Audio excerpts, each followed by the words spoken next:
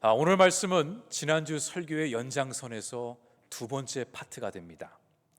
지난주 말씀을 요약해서 말씀을 드리면 이 북이스라엘 여호람이 이스라엘에게 조공을 바치지 않기로 했던 그 모압을 정벌하기로 합니다. 그러니까 이스라엘의 국력이 약해졌을 때에 그 모압이 이제 반역을 한 거죠. 그때 북이스라엘은 동맹국이었던 남유다와 에돔과 힘을 합쳐서 함께 연합군을 만들어서 모압을 이제 치러 갑니다. 자, 그런데 이 모압과의 그 전쟁 앞에서, 그 경계선 바로 앞에서 이들은 큰 위기를 맞이하게 됩니다. 그것이 무엇이었냐면 마실 물이 떨어진 겁니다. 분명히 이곳에 물이 있어야 했는데, 이 골짜기에 오면은 분명히 물이 있을 거라 여기고 왔는데 막상 와보니 물이 다 메말라 버렸습니다. 당장 전쟁을 시작해야 되는데 물이 없으니 이제 군사들과 가축들이 다 죽게 생겼습니다. 그런데 위기 앞에서 세 왕들의 반응은 각각 달랐습니다. 이스라엘 왕은 그 위기 앞에서 좌절하며 하나님을 원망하기 시작했습니다. 그런데 남유다 왕은 그 상황 속에서 자신의 그 교만함을 깨닫고, 하나님께 묻지 못했던 교만함을 깨닫고 그제서야 하나님께 엎드려 하나님의 뜻을 묻기 시작합니다. 이들은 절체절명의 위기 앞에서 하나님의 뜻을 묻고자 엘리사 선지자를 찾아갑니다. 그리고 하나님께서는 그 세 왕들을 보시면서 너희 중에 하나님을 믿는 여호사밧이 있으니 그 여호사밧의 얼굴을 보므로 그들에게 은혜를 베푸시기로 합니다. 자, 여기까지가 우리가 지난주에 나눴던 설교 내용입니다. 자, 오늘 말씀은 바로 여기서부터 시작이 됩니다. 이제 하나님께서 위기에 처해 있는 이 세 왕들을 어떻게 도우시는지 그 내용이 오늘 본문에 나오게 됩니다. 하나님은 엘리사를 찾아온 세 왕들에게 제일 먼저 한 가지를 요청하셨습니다. 바로 이들이 머물고 있는 골짜기에 개천을 많이 파라고 말씀하셨습니다. 그 내용이 16절에 나옵니다. 저가 가로되 여호와의 말씀이 이 골짜기에 개천을 많이 파라 하셨나이다. 여기서 말하는 개천은 웅덩이를 뜻합니다. 그런데 왜 지금 이 골짜기에 웅덩이를 많이 파라고 말씀하셨을까요? 그 이유는 하나님께서 이제 이 메마른 골짜기를 물로 가득 채우시겠다고 말씀하십니다. 그 내용이 17절에 나옵니다. 여호와께서 이르시기를 너희가 바람도 보지 못하고 비도 보지 못하되 이 골짜기에 물이 가득하여 너희와 너희 육축과 짐승이 마시리라 하셨나이다. 여러분 생각을 한번 해보시기 바랍니다. 지금 이 세 왕들이 모압을 공격하기 위해 먼 길을 행군하여 모압 땅 앞에까지 왔습니다. 그런데 이 골짜기에 물이 하나도 없습니다. 그래서 어떻게 이 문제를 해결해야 할지 하나님께 묻고자 엘리사를 찾아왔는데, 하나님이 하시는 말씀이 이들이 도무지 이해할 수 없는 행동을 요구하신 것입니다. 그 메마른 골짜기에 웅덩이를 많이 파라고 명령하신 거죠. 이게 상식적으로 볼 때에 이 골짜기에 물이 생기려면 비가 와야 됩니다. 그것도 비가 엄청나게 많이 와야 됩니다. 비가 오려면 바람도 불어야 됩니다. 그런데 하나님은 이 골짜기에 비가 오는지 바람이 부는지 그 어느 누구도 볼 수 없겠지만 이 골짜기에 물이 가득 채워질 것이라고 말씀하셨습니다. 이 말을 들은 세 왕들은 황당했겠죠. 이 메마른 땅에 무슨 수로 물이 생긴단 말인가? 왜 이곳에 웅덩이들을 파야 하나? 지금 우리는 마실 물이 없어서 이 군사들은 목이 말라 죽기 일보 직전인데 이 군사들을 통해서 웅덩이들을 파라고 하시니 하나님의 명령이 도무지 이해가 되지 않았을 것입니다. 하나님은 지금 위기 앞에 서 있는 세 왕들에게 이들의 문제를 먼저 해결하시기 전에 이들에게 절대적인 순종을 요구하신 것입니다. 여러분, 순종이 무슨 뜻이죠? 순종은 내가 이해가 되기 때문에, 내가 납득이 되기 때문에 하는 것이 아닙니다. 아무리 내가 들여다봐도 앞뒤가 맞지 않고 비상식적이고 불가능한 일을 하라고 했었을 때에 내가 순종하는 것이, 그것이 참된 순종입니다. 어떠한 상황 속에서도 하나님을 전적으로 신뢰하는 거죠. 눈앞에 아무것도 보이지 않아도 하나님이 이 길로 걸어가라 하시면 그 길을 걸어가는 것, 하나님을 절대적으로 신뢰하는 것, 그것이 순종입니다. 지금 웅덩이를 파라고 하는 것은 이들에게 말도 안 되는 요구였습니다. 그 어느 누가 그 상황을 봐도 이것은 말이 되지 않습니다. 하지만 그럼에도 불구하고 하나님은 하나님을 전적으로 믿으며 웅덩이를 파라고 하셨습니다. 지금 내 앞에 내가 도저히 해결할 수 없는 문제가 있습니다. 답이 보이지 않습니다. 이 문제 때문에 내 인생이 무너져 가고 있습니다. 내가 지금 벼랑 끝에 서 있습니다. 그런데 하나님은 저에게 네가 나를 너의 하나님으로 인정하겠느냐 물으신다면, 여러분 아멘이라 화답하며 순종하시겠습니까? 여러분이 만약 이 세 왕들 중에 한 사람이었다면 이 상황 속에서 웅덩이를 많이 파라고 하시는 하나님의 말씀 앞에 순종할 수 있을까요? 그런데 세 왕들은 하나님의 말씀이 이해가 되지 않았지만 그럼에도 불구하고 웅덩이들을 파기 시작했습니다. 이것은 정말 하나님을 전적으로 신뢰하며 행했던 행동이었습니다. 어쩌면은 이 웅덩이들을 파고 있을 시간에 다른 곳에 물이 없는지 찾아보고 그곳으로 이동을 하는 것이 더 상식에 맞는 행동이었을지도 모릅니다. 자, 그렇게 웅덩이들을 다 판 다음에 이 엘리사는 그 다음날 새 왕들과 함께 하나님 앞에 나아가 소제를 올려드립니다. 그 내용이 20절 앞부분에 나옵니다. 아침이 되어 소제 드릴 때에, 그러니까 웅덩이를 다 파고 그 다음날 아침에 엘리사는 하나님께 소제를 올려드렸습니다. 여러분 혹시 성경에 나오는 소제라고 들어보셨어요? 이 소제는 레위기에 나오는 5가지 제사 중에 하나입니다. 이 소제의 한 가지 특별한 점은 다른 모든 제사들은 동물의 피를, 소나 양을 잡아서 그것을 전부 다 태우는 그런 제사의 형식이었지만 이 소제는 동물이 아니라 오직 곡물을 가지고 하나님께 제사를 드렸습니다. 이것이 소제의 한 가지 특별한 점이었습니다. 이 소제에 대한 내용이 레위기 2장 1절과 2절에 이렇게 나옵니다.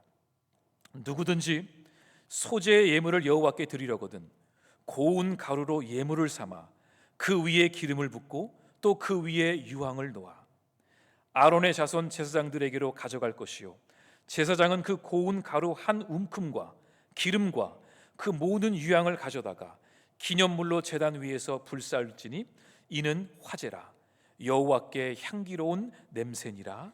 아멘. 그러니까 이 소제는 다른 제사들에게 비교했을 때에 작게 보일 수 있습니다. 왜냐하면 다른 제사들은 전부 다 소를 잡고 양을 잡아야 하거든요. 그런데 이 소제는 곡물 중에서도 한 움큼의 곡물만 하나님께 드렸습니다. 많이 드린 것이 아닙니다. 쌀 몇 포대를 드린 것이 아니라 한 줌의 곡물을 가지고 나와 하나님께 제물로 올려드렸던 거죠. 물론 여기에는 백성들을 향한 하나님의 배려하심이 담겨 있기도 했습니다. 왜냐하면 이스라엘 백성들이 전부 다 여유가 있어서 소나 양을 드릴 수 있었던 것은 아니었습니다. 하지만 어느 누구에게도 한 줌의 곡물은 구할 수 있었기에 하나님은 모든 백성들이 하나님 앞에 나올 수 있도록 이 소제를 드리라고 하신 것이지요. 어느 누구든지 어떤 형편이 되든지 한 줌의 곡물 그 안에 우리의 기도를 담아 하나님께 나아가면 하나님은 우리의 있는 그대로를 보시고 받아주시겠다는 겁니다. 그러니까 우리 하나님은 참 공평하신 분이세요. 그리고 배려가 넘치는 분이시더라고요. 그 어느 누구도 한 사람도 빠지지 않고 하나님 앞에 나와서 있는 모습 그대로 제사를 드릴 수 있도록 하나님은 배려하셨습니다. 자, 그런데 여기서 엘리사가 소제를 하나님께 드린 이유는 그들 수중에 소나 양이 없어서가 아니었습니다. 왜 없었겠습니까? 지금 새 왕들이 연합군으로 왔는데 왜 그들 수중에 소나 양들이 없었겠습니까? 그런데 엘리사가 지금 이 상황 속에서 하나님께 소제를 올려드린 이유가 있었습니다. 아주 특별한 이유가 있었습니다. 이 소제를 히브리어로 민하라고 합니다. 민하. 이 뜻은 다른 번역을 보면은 곡식 제물, 선물, 조공 이렇게 나옵니다. 그러니까 영어로 보면은 기프트가 이제 맞는 뜻이죠. 근데 이 민하에 담겨 있는 진짜 뜻은 선물에 있었습니다. 내가 다른 사람의 마음을 사기 위해서 드리는 것, 이것이 바로 민하, 소제의 뜻이었습니다. 그래서 고대 근동 시대에 이 거대한 제국의 왕들은 그 밑에 있는 작은 왕들에게 조공을 받았습니다. 그러니까 작은 나라 왕들이 큰 나라 왕들에게 조공을 갖다 바친 거죠. 근데 이 조공은 단순히 선물을 주는 차원이 아니었습니다. 내가 누군가에게 조공을 바친다는 것은 내가 그 왕에게 나의 충성과 헌신과 복종을 드리겠다는 의미였습니다. 더 나아가 내가 조공을 바침으로 당신이 나의 왕입니다, 이것을 뜻하는 것이 조공이었습니다. 이 조공이 바로 히브리어로 민하였다라는 거죠. 자, 그렇다면 지금 엘리사가 하나님 앞에 소제를 올려드린다는 것은 무슨 의미인가? 하나님께 소제를 드린다는 것은 내가 지금 조공을 바쳐야 할 하나님은 나의 충성과 나의 헌신과 나의 복종을 드려야 할 나의 왕이심을 고백하는 것이었습니다. 내가 조공을 하나님께 드린다는 것은, 내가 소제를 드린다는 것은 하나님이 내 인생의 주인이시고 나의 왕이심을 고백하는 것이었습니다. 그래서 이스라엘 백성들은 한 줌의 곡물을 하나님께 올려드리며 아침 저녁으로 나의 주인 되시는 하나님을 찬양했던 것이지요. 여러분도 이 소제를 하나님께 드리고 싶지 않으세요? 아침 저녁으로 이 소제를 올려드리며 하나님, 당신만이, 하나님만이 저의 전부이십니다, 이 소제를 여러분 드리고 싶으실 것입니다. 그런데 여러분, 이 소제를 드리는 시간이 바로 우리가 하나님께 드리는 예배의 시간이라는 것입니다. 이 소제가 결국은 예배라는 것이죠. 그래서 예배의 시간은 하나님께 우리의 헌신과 순종을 드리는 시간이고, 이 예배의 시간은 하나님과 나의 관계가 어떤 관계에 있는지를 기억하는 시간이 예배입니다. 하나님은 우리의 전부이십니다. 하나님의 은혜가 없이는 살 수 없습니다. 저는 주님의 자녀입니다. 다시 말해 예배라는 것은 하나님이 나에게 어떤 분이신지를 기억하는 시간, 그것이 예배의 시간이라는 거죠. 우리가 일주일 동안 세상 속에서 일에 치이며 여러 가지 그 일들 앞에서 우리가 지치고 힘들어하지만 주일날 교회에 나와 예배의 시간을 통해 내가 하나님의 자녀됨을 고백하고 하나님이 내 인생의 주인 되심을 믿음으로 선포하는 시간이 이 예배의 시간인 것입니다. 그런데 여러분, 언제 하나님의 역사가 우리 가운데 일어나는지 아십니까? 바로 예배의 시간입니다. 우리가 예배의 시간을 통해서 하나님이 나에게 어떤 분이신지를 기억하고 내 믿음을 고백할 때 바로 그때에 하나님의 기적이 일어나는 것입니다. 이 복음서에 보면은 예수님이 여러 사람들을 만나셨는데 그 중에 수로보니게 여인이 있습니다. 이 수로보니게 여인은 이방인이었고 그는 부유한 여인이었고 자존심이 높았고 또 지성인이기도 했습니다. 그러니까 누군가에게 절대로 엎드릴 사람이 아니었습니다. 자신만만하게 내 인생을 내 멋대로 살아가는 그런 수로보니게 여인이 그만 위기 앞에 놓이게 되었습니다. 무슨 일이 생겼죠? 그 수로보니게 여인의 어린 딸이 귀신에 들려서 아파하고 있었습니다. 이 잘난 엄마도 그 어린 딸의 아픔을 어떻게 할 수가 없었습니다. 그때 이 여인이 예수님을 찾아옵니다. 그리고 예수님 앞에서 그 여인이 갖고 있던 모든 교만함과 자존심을 다 내려놓고 그 예수님께 믿음을 고백합니다. 오직 예수님만이 저희 가정과 제 딸을 고치실 수 있습니다. 그 고백을 하는 순간 그 즉시 그 딸에게서 귀신이 떠나가 버렸습니다. 그 내용이 마가복음 7장 29절에 이렇게 나옵니다.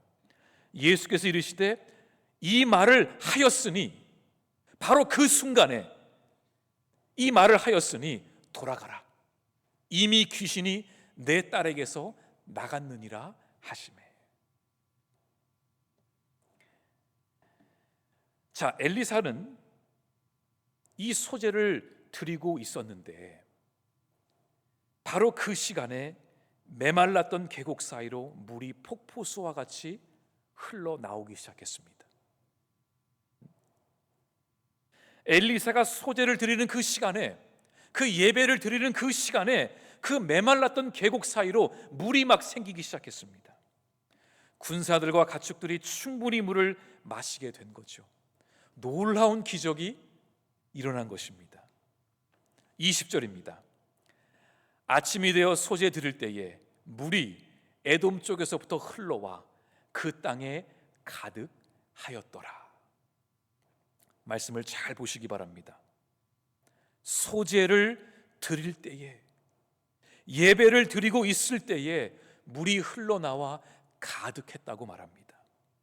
이처럼 우리가 참된 예배를 드릴 때 하나님의 능력이, 하나님의 은혜가 강물처럼 흘러 넘치게 됩니다. 우리가 예배를 드릴 때에 하나님이 우리에게 오십니다. 그리고 하나님이 우리에게 오시면 우리 안에 있는 온갖 질병과 귀신과 악한 영들이 떠나가게 됩니다. 여러분, 말이 되지 않습니까? 하나님은 거룩하신 분이십니다. 하나님과 악한 영은 함께 있을 수가 없습니다.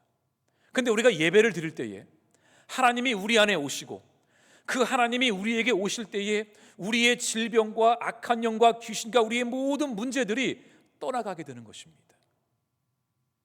이것이 바로 예배 가운데 일어나는 하나님의 역사하심입니다. 여러분, 예배의 시간을 절대로 소홀히 여기지 마시기 바랍니다. 문제가 있다고, 삶이 어렵다고, 마음이 어렵다고 예배를 피하지 말고 더 힘을 내어 예배의 자리에 나와 하나님을 만나야 합니다. 몸이 아프다고 집에만 있으면 고침받지 못합니다. 의사도 찾아가고 약도 먹고 그래야 병고침을 받는 건 아닙니까? 마찬가지로 우리의 영혼의 그 쓴뿌리도, 우리의 아픔도, 우리의 상처도, 우리의 문제도 예배 가운데 하나님을 우리가 만나게 되면 우리의 문제가 해결되는 것이죠. 자, 이렇게 물이 땅에 가득 채워진 후에 골짜기 건너편에 있는 모압 땅의 군사들은 뭘 하고 있었을까요? 그들도 이 연합군의 동태를 24시간 살피고 있었습니다. 분명히 물이 없는 걸 알고 있는데, 저 메마른 골짜기에서 물이 다 떨어졌는데 쟤네들 뭐 하고 있지? 조금만 기다려보자. 우리가 싸우지 않고도 쟤네들은 저기서 목말라 죽고 말 거야. 이런 마음으로 염탐꾼을 보내서 동태를 살피고 있는데 놀라운 일을 목격하게 된 것입니다. 22절 말씀입니다. 아침에 모압 사람이 일찍 일어나서 해가 물에 비침으로 맞은편 물이 붉어 피와 같음을 보고, 멀리서 바라보니까 이 연합군들이 웅덩이들을 막 팠잖아요. 근데 그 웅덩이에 뭔가가 고여 있는 걸 본 겁니다. 분명히 물이 없는데 저건 뭐지? 근데 마침 그때 해가 떠오르고 그 해가 물에 비치면서 그 물 색깔이 붉은색으로 보인 거예요. 그러자 모압군이 야, 드디어 쟤네들이 서로 싸우기 시작했구나.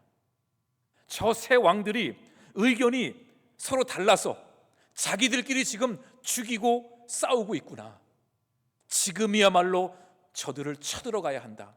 그래서 온 군사들을 다 데리고 그 골짜기로 기습 공격을 합니다. 근데 가보니까 어떻게 됐죠? 이미 연합군은 물을 다 충분히 마시고 재정비를 하고 모압군을 기다리고 있었을 것입니다. 전쟁이 어떻게 됐을까요? 이건 말로 할 필요도 없습니다. 모압군은 그 자리에서 철저하게 패하고 맙니다. 23절 말씀입니다. 이르되 이는 피라 틀림없이 저 왕들이 싸워 서로 죽인 것이로다. 모압 사람들아 이제 노략하러 가자 하고. 여러분, 하나님의 역사하심이 놀랍지 않습니까? 인간이 생각할 수 없는 놀라운 지혜로, 놀라운 전략으로 연합군이 승리하게 하셨습니다. 왜 웅덩이를 파괴하셨냐고요? 답이 나왔습니다. 이미 하나님은 이 모든 것을 아시고 준비하신 거였죠. 순종과 예배를 통해서 하나님은 역사하신 것입니다. 작년쯤에 우리 영어예배부에 한 필리핀 자매가 등록을 했습니다. 이 자매는 남편이 한국 사람이고 딸이 하나 있습니다. 그러니까 다문화 가정이죠. 근데 한국인 그 교회를 다니다가 이제 본인도 필리핀 사람을 좀 만나고 싶어서 우리 교회 그 영어 예배부를 찾아왔습니다. 와서 틈틈이 예배 반주도 도와줬죠. 근데 이 자매의 남편은 한 번도 교회를 가본 적이 없습니다. 교회를 갈 기회도 없었고 알고 싶지도 않았고 신앙에 대해서 일도 관심이 없는 사람이었습니다. 그냥 무관심 그 자체였습니다. 그냥 아내가 자기 친구들 만나러 간다고 하니까 외로울까 봐 교회까지 데려다주고 다시 데리고 오는 그것밖에 안 했습니다. 그리고 어쩌다가 우리 교회에서 무슨 잔치가 있거나 어디 놀러 가면 그때에 와서 얼굴 한번 보여주고 가는 그것이 전부였습니다. 어느 날 이 자매가 임신을 하게 됐습니다. 우리 영어예배부에서 얼마나 기뻐했는지 모릅니다. 우리 영어예배부에서 첫 베이비였거든요. 서로 기뻐해주고 축하해주고 그렇게 시간이 흘렀습니다. 그런데 임신 7개월 차가 됐을 때 몸이 이상해서 병원을 갔습니다. 그때 제가 우리 119 중보기도팀에게 긴급 기도를 제가 요청해 드린 적이 있습니다. 하지만 감사하게도 뱃속의 아기와 엄마는 안정을 찾고 되돌아왔습니다. 이 자매의 남편은 이 인테리어 쪽에서 일을 하기 때문에 보통 지방에 내려가 일을 하는 경우가 많았습니다. 그러다 보니까 자기 아내가 병원을 가거나 또 이번처럼 급하게 병원에 입원을 해야 했을 때에 자기가 갈 수가 없으니까, 그런데 그때마다 우리 교회 분들이 와서 챙겨주고 데려다주고 병원에 가서 의사와 소통해주고 이렇게 해주니까 너무 고마웠던 것입니다. 자기는 지방에서 발만 동동 구르며 아무것도 못했던 것이 너무나 아쉬웠지만 우리 풀향기 교회 교인들이 이렇게 챙겨주고 있구나, 감사함을 가지고 있었죠. 알고 보니 이 남편은 어릴 적에 부모를 잃고 지금까지 그 어느 친척의 도움도 없이 혼자서 그렇게 살아왔던 사람이었습니다. 그러니까 자기 아내가 병원에 입원해도 자기를 대신해 갈 수 있는 친척이 아무도 없었던 거죠. 그런데 이 자매가 퇴원을 한 지 한 달 뒤에 또다시 몸에 이상한 신호가 와서 다시 병원을 갔더니 이 뱃속의 아기의 심장이 뛰지 않는다는 겁니다. 급하게 수술을 했습니다. 하지만 결국은 그 아기는 엄마 뱃속에서 숨을 거두고 말았습니다. 한 달만 있으면 출산이었는데 너무너무 마음이 아팠습니다. 근데 병원에서 하는 말이 아기가 8개월이 되었기 때문에 이런 경우는 정식으로 장례 일정을 밟아야 한다는 것입니다. 그래서 이 남편은 그 죽은 아기의 시신을 안고 혼자서 벽제 화장터로 갔습니다. 화장을 다 마치고 옆에 있는 용미리 납골당에 가서 그 1세 미만의 아이들만 그 안치하는 납골당에 그 아이를 거기에 안치하고 돌아왔습니다. 아내는 계속 병원에 입원 중이었죠. 그 다음날 교회를 찾아왔습니다. 그리고 교회에 와서 저와 몇몇의 교우들에게 고마움을 표시했습니다. 우리 아내가 아프고 힘들 때 제가 가지 못했는데 우리 프랑기 교우들이 이렇게 가족처럼 우리를 여겨줘서 너무 감사했습니다. 근데 알고 보니까 이 아이가 이 남편에게는 첫 아이였던 거였어요. 부모 없이 자랐죠. 친척도 없죠. 처음 생긴 그 피부치가 이렇게 죽었으니 이 남편의 마음이 얼마나 아팠겠습니까?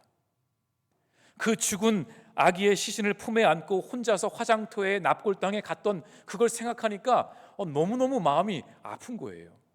막 울먹거리면서 감사하다고 그러더라고요. 이 자매가 태어난 뒤에 아내와 함께 그 가정을 방문했습니다. 저희가 온다는 걸 알고 남편도 집에서 기다리고 있더라고요. 사실 저는 그 집을 가면서 운전하고 가면서 마음속에 이 가정이 이번 일로 하나님을 떠나면 어떡하지? 하나님을 원망하면 어떡하지? 이 남편이 이 일로 오히려 더 교회와 멀어져서 하나님과 멀어져서 끊어지면 어떡하지? 어떻게 위로를 해야 되지? 그런 마음을 가지고 이 자매의 집에 갔습니다. 그런데 이 자매의 입술을 통해서 놀라운 이야기를 제가 듣게 되었습니다. 이 자매는 알고 보니까 그냥 보통 자매가 아니었습니다. 이미 필리핀에서부터 믿는 부모 가정 아래 자라서 그 믿음을 가지고 한국에 와서 그 믿음대로 살아가려고 몸부림치는 자매였습니다. 저는 몰랐어요. 그 정도의 신앙이 있는지를. 이 자매는 아기를 잃고 혼자서 많이 울었다고 했습니다. 당연히 그랬겠죠. 어느 엄마라고 그런 상황에서 울지 않고 있을 수 있겠습니까? 그리고 하나님께 따지면서 물었다고 합니다. 하나님, 이 아이가 하나님이 우리에게 주신 선물이라고 얼마나 기뻐했는데요, 왜 이 아이를 지금 데리고 가셨습니까? 그러자 하나님은 이 자매에게 아무런 설명도 하지 않으시고 이렇게 물으셨대요. 너는 그럼에도 불구하고 나를 너의 하나님으로 인정할 수 있겠니? 물으셨다라는 거예요. 이게 얼마나 잔혹한 질문 같습니까? 그럼에도 불구하고 지금 아기가 죽었지만 잃어버렸지만 너 그럼에도 불구하고 내가 너의 하나님인 것을 인정하고 받아들일 수 있니? 너 내 앞에서 순종할 수 있겠니? 이걸 물으신 거예요. 그때 이 자매가 이 고백을 했다고 합니다. 주시는 분도 하나님이시고 가져가시는 분도 하나님이십니다. 그러니까 이 얘기를 어떻게 나눴냐면, 이제 여기 이 아내가 앉아 있고 남편이 앉아 있어요. 제 아내는 남편과 한국어로 막 얘기를 하고 있고 저는 자매와 영어로 이 대화를 나누고 있었던 거예요. 그러니까 남편은 옆에 있으면서도 이 내용을 모르고 있었던 거예요. 이 자매의 믿음이 참으로 놀랍구나 여겼습니다. 저는 그때 잠시나마 예수님이 복음서에 보면은 그 이방인의 믿음을 칭찬하신 적이 있어요. 저는 그 마음을 조금 알 수 있었습니다. 이 자매의 믿음이 대단하구나. 그런데 더 놀라운 소식이 또 있었습니다. 저한테 그러는 거예요. 목사님, 제 남편이 교회에 나가기로 했어요. 하나님이 제 기도를 들어주셨어요. 여러분, 이런 상황에서 남편은 교회를 나갈 수 없습니다. 나갈 이유도 없습니다. 욕하면 욕했지, 안 해보고 교회 가지 말라고 하면 가지 말라고 했지, 이 상황에서 남편이 교회를 가겠다고 먼저 말할 이유가 우리 상식으로 볼 때에 일도 없어요. 근데 이 남편이 뭐라 그랬냐면, 자기들이 힘들 때 교회가 가족처럼 대해줬다고, 너무 감사하다고 자기도 교회를 나가겠대요. 여러분, 이 감동은 사람이 줄 수 있는 감동이 아닙니다. 이건 하나님이 주시는 감동인 것이지요. 그러면서 이 자매가 임신하기 전부터 남편의 구원을 위해 얼마나 기도했는지, 말은 잘 통하지 않을지라도, 문화적인 그 장벽은 있을지라도 이 남편을 어떻게 전도하지? 얼마나 고민하고 또 고민했겠습니까? 그런데 하나님은 이렇게 역사하신 것입니다. 아이를 잃어버렸지만 하나님은 남편의 구원을 허락하신 거죠. 저도 아직은 뭐가 맞는지 잘 모르겠습니다. 하나님의 뜻이 정말 어디에 있는지 저도 헷갈릴 때가 있습니다. 주실 거면 아이도 주시고 남편도 교회에 보내주시지, 왜 가져가시고 또 주실까? 저도 아직은 그 모든 것을, 하나님의 그 신비로우심을 다 이해하지 못하지만 한 가지 분명히 아는 것이 있습니다. 우리 하나님은 모든 계획 가운데 영혼 구원을 위해 일하시는 분입니다. 이것은 제가 확실히 알고 있습니다. 하나님의 모든 역사하심은 영혼 구원에 초점이 있기 때문에 우리는 그런 하나님의 선하심을 바라보며 우리의 믿음을 고백하는 것입니다. 가져가시는 분도 하나님이시고 주시는 분도 하나님이시니 주님은 나의 하나님이십니다. 그런 마음으로 우리는 순종하며 소제를 올려드릴 때에 하나님은 우리의 삶 가운데 놀라운 기적과 역사를 일으키실 것입니다. 여러분, 여러분의 삶 가운데 많은 일들이 있는 거 알고 있습니다. 때론 인간의 힘으로, 인간의 말로 위로받지 못하고 우리의 힘으로 풀지 못하는 문제들이 우리의 삶 가운데 있습니다.